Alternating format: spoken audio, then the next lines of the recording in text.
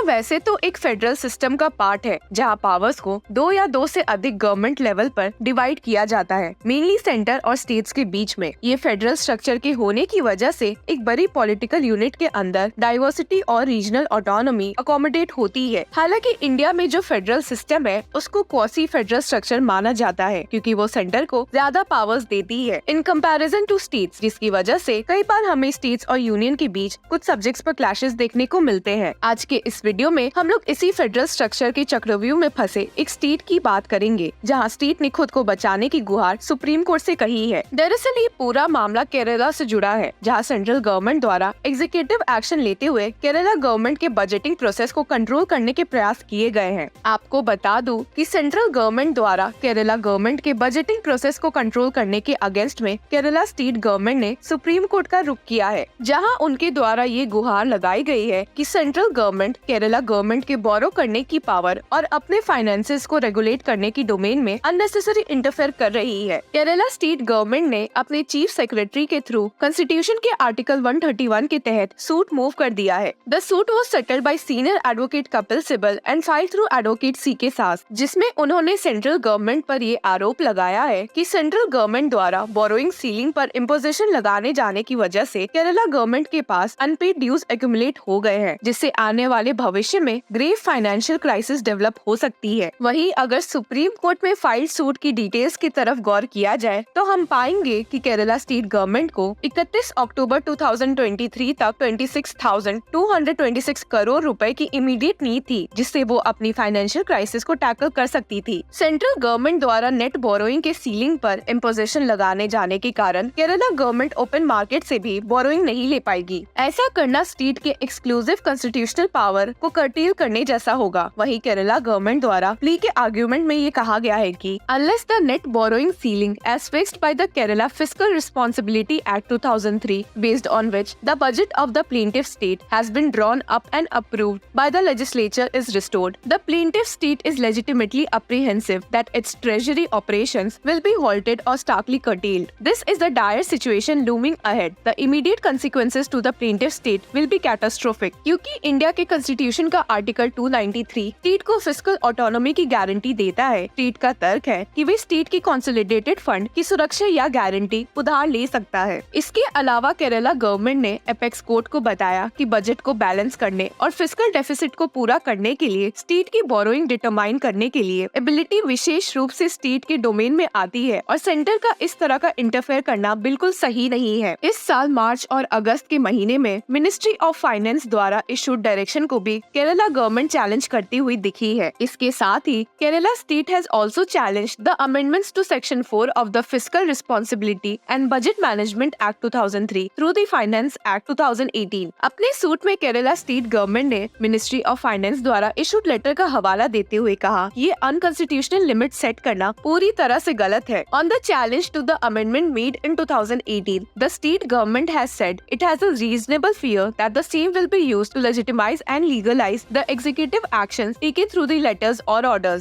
Central government के पास इस तरह की कोई अथॉरिटी की power under article 293 of the Indian constitution नहीं है। ऐसा केरला स्टेट गवर्नमेंट ने फाइल सूट में मेंशन किया था और इस तरह का इंटरफेयर के प्रयास फेडरल स्ट्रक्चर को डैमेज कर सकता है। सेंट्रल गवर्नमेंट के इस तरह के इंटरफेयर करने के रवैये के कारण Kerala state government has suffered a cumulative expenditure loss और resource deficiency of rupees 1,07,513 crore over fiscal year 2016 through 2023। इस एक्सपेंडिचर लॉस के अक्यूमुलेशन के कारण Kerala state government annual budget में मेंशन कमिटमेंट को फुलफिल नहीं कर पाएगी। अपने सूट में ये बात स्टेट करते हुए कहा गया है this has resulted in huge arrears that the plaintiff state owes by way of welfare schemes to the people of the state, particularly the poor and the vulnerable, various beneficiary groups, the employees of the state government, its pensioners, and due to its state's owned enterprises. When is the Kerala government not in crisis? You open the newspapers in Kerala and every day the headlines invariably on the front page is about financial crisis. How they are not able to survive on a day-to-day basis in Kerala. Take for example today's headlines in the leading Malayalam paper, Malayalam Manorama.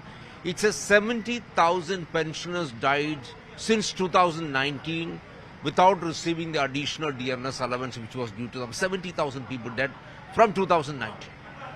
Every month, the employees of the Kerala Road Transport Corporation, they have to go to the High Court to get their salary.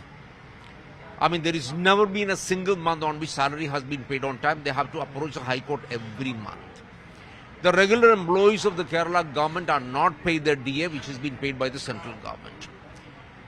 The debt of Kerala government is unprecedented. In fact, the latest report which has been released by one of the most authoritative financial agencies says that हालांकि Kerala state government के allegation पर पलटवार करते हुए BJP leader KJ Alphons ने Kerala government पर ही सवाल खड़े किए थे। हालांकि ये बात गौर करने वाली है कि बीते कुछ महीनों में बहुत सारे स्टेट्स ने सुप्रीम कोर्ट का रुख किया है regarding action against the governors for inaction on bill pass by state assembly. Punjab के बाद केरला दूसरा ऐसा स्टेट है जिसने फाइनेंशियल डिस्प्यूट के मुद्दे पर सेंट्रल गवर्नमेंट के अगेंस्ट सुप्रीम कोर्ट का रुख किया है। आपको बता दूं कि इससे पहले पंजाब स्टेट गवर्नमेंट ने सेंट्रल गवर्नमेंट के अगेंस्ट जाते हुए सुप्रीम कोर्ट जाने का फैसला लिया था over the non reimbursement of statutory fees allegedly running into over 4,000 crores that the state government had levied on behalf of the central government during the procurement of food grain. Apex court से अपने file suit के through state government ने कहा है कि उसका अनुमान है कि अगले 5 सालों में स्टेट की इकोनॉमी पर नेट नेगेटिव इम्पैक्ट या लॉस 2 लाख से 3 लाख करोड़ रुपए तक हो सकता है। एपेक्स कोर्ट से प्लीड करते हुए केरला स्टेट गवर्नमेंट का कहना था कि अगर इस तरह के डैमेज को नहीं रोका गया तो केरला स्टेट अपने लेस रिसोर्सेज के साथ आने वाले टाइम में इससे बाहर निकलने में डिकेड्स लग जाएंगे। अब तो ये देखने वाली बात होगी कि सुप्रीम कोर्ट इस फाइल सूट पर क्या कुछ एक्शन लेती है। Till then keep following law Chakra for more such legal updates.